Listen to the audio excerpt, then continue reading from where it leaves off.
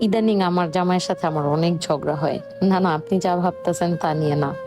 আসল কারণ হচ্ছে মোবাইল।